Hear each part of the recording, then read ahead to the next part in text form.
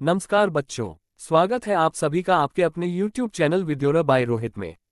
मैं हूं रोहित सर। आज हम कक्षा 9 हिंदी गंगा NCERT के अध्याय राम लक्ष्मण परशुराम संवाद के अगले 2 पदों को विस्तार से पढ़ेंगे।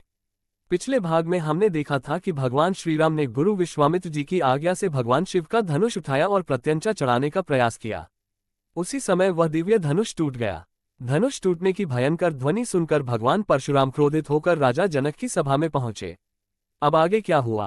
राजा जनक ने परशुराम जी को क्या उत्तर दिया? भगवान श्रीराम ने इतनी विनम्रता से क्या कहा?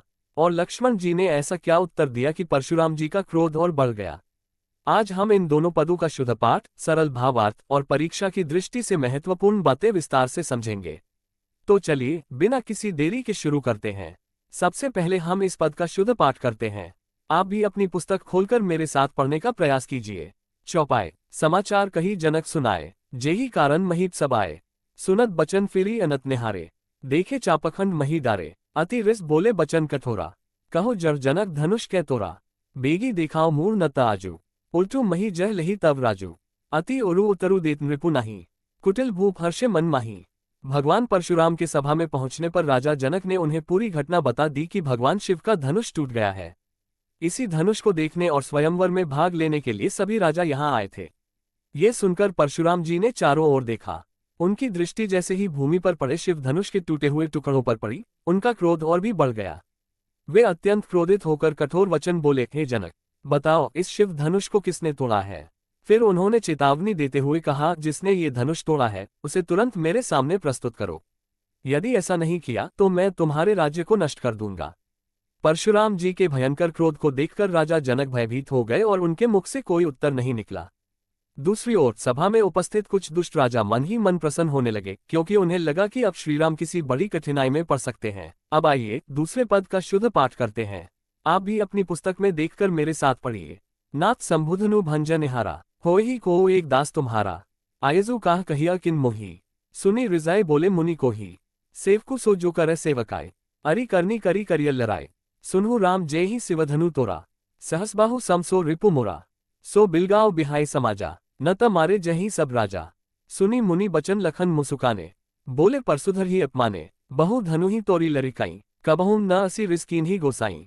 यही धनु पर ममता के ही हेतु, सुनी रिजाई कह भरी गुकुल केतु। रे नृबालक कालबस बोलत तो ही न संभार, धनु ही सम त्रिपुरारि धनु विदित सकल संसार।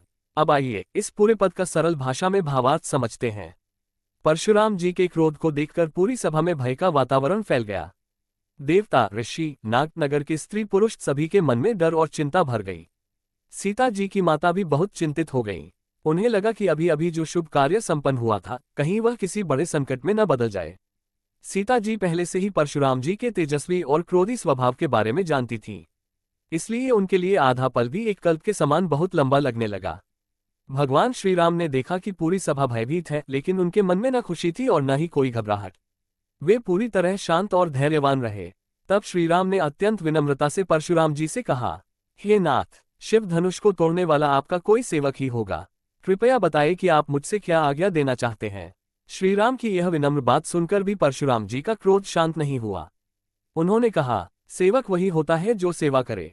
जो शत्रु जैसा काम करे उसके साथ युद्ध किया जाता है। फिर परशुराम जी बोले, जिसने शिव धनुष तोड़ा है वह मेरे लिए सहस्रबाहु के समान शत्रु है। उसे तुरंत मेरे सामने लाओ। यदि ऐसा नहीं हुआ तो मैं यहाँ उपस्थित सभी राजाओं का वध कर दूंगा। परशुराम जी की यह बात सुनकर लक्ष्मण जी हल्का सा मुस्कुराए। उन्होंने बिना डरे उत्तर दिया, हे मुनिवर, बचपन में हमने बहुत से धनुष तोड़े हैं, तब तो आपने कभी इतना क्रोध नहीं किया। फिर इस धनुष से आपको इतना मोह क्यों है? लक्ष्मण जी की यह बात सुनकर परशुराम जी का क्रोध और अधिक बढ़ गया। उन्होंने कहा, अरे राजकुमार, तुम काल के वश होकर ऐसी बातें कर रहे हो।